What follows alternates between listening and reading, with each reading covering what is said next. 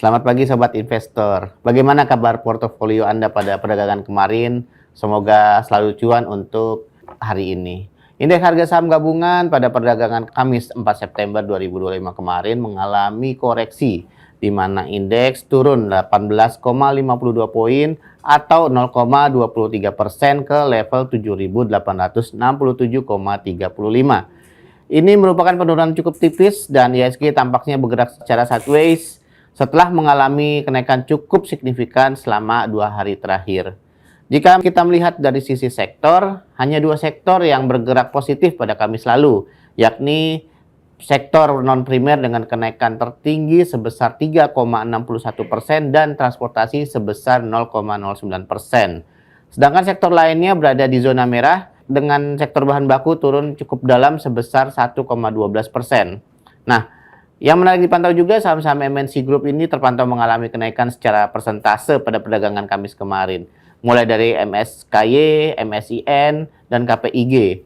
Gudang Garam atau GGRM juga terapresiasi setelah terus mengalami koreksi sejak akhir 2024 lalu. Nah, kita akan membahas lebih dalam mengenai sesi perdagangan Kamis kemarin dan apa peluang indeks pada hari ini, apakah akan kembali ke tren positif atau akan melanjutkan penurunannya kembali. Untuk membahasnya, kami sudah terhubung langsung dengan William Hartarto selaku founder WH Project. Selamat pagi, Mas William. Selamat pagi, kabar baik. Alhamdulillah, semoga selalu sehat di sana ya, Mas ya. Oke, seperti tadi saya sampaikan di awal, indeks gerakannya cenderung sideways dan dengan koreksi yang cukup tipis.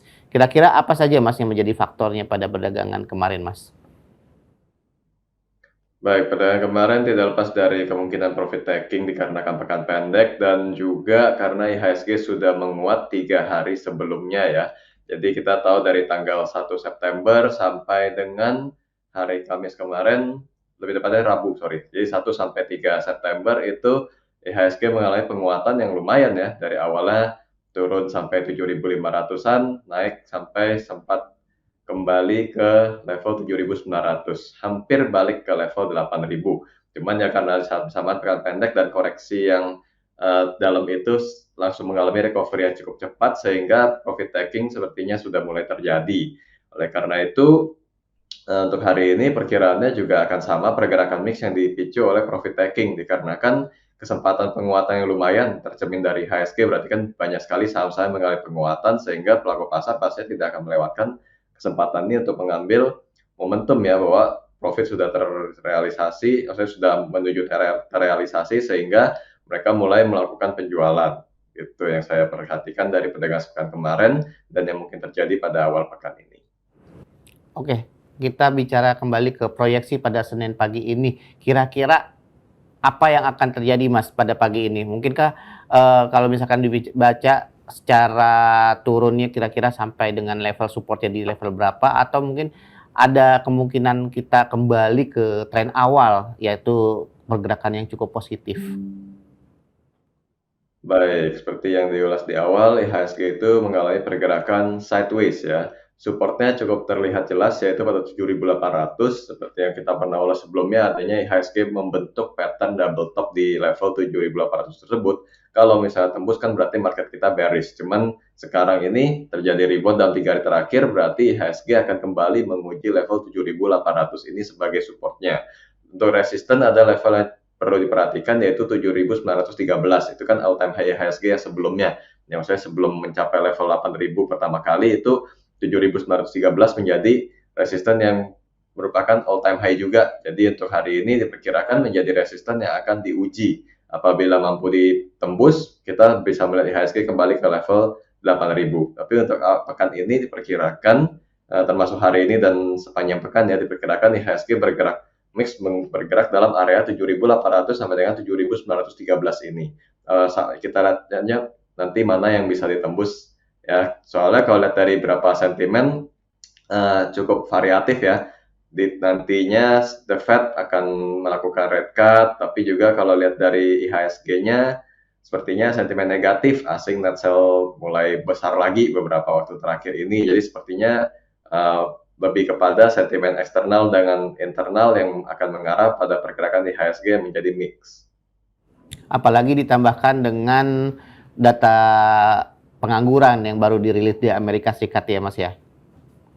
Makanya Oke, setelah tadi kita memproyeksikan gerakan IHSG pada Senin pagi ini, kira-kira kalau kita bergerak ke selanjutnya adalah sektor. Kira-kira kalau misalkan ini yang paling ditunggu oleh sobat investor, sektor yang potensial untuk dipantau kira-kira apa aja, Mas William?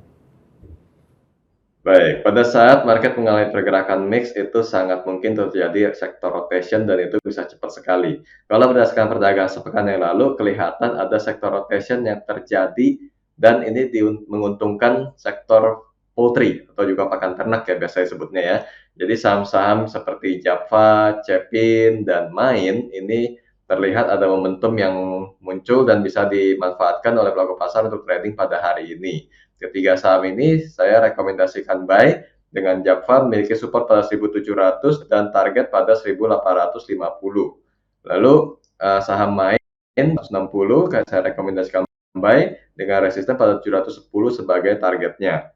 Lalu ada saham Cepin dengan support pada 4.430 dan resisten 4.620 sebagai targetnya, dan tambahannya satu saham di caps yaitu Telkom. Telkom saya rekomendasikan buy dengan support 3.070 dan targetnya pada 3.250.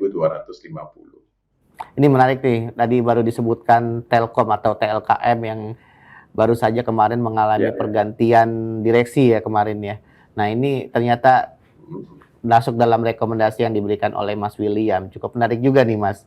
Kira-kira selain itu TLKM ini apalagi yang menjadi sentimen bagi TLKM bisa untuk masuk dari rekomendasi untuk Mas William sendiri?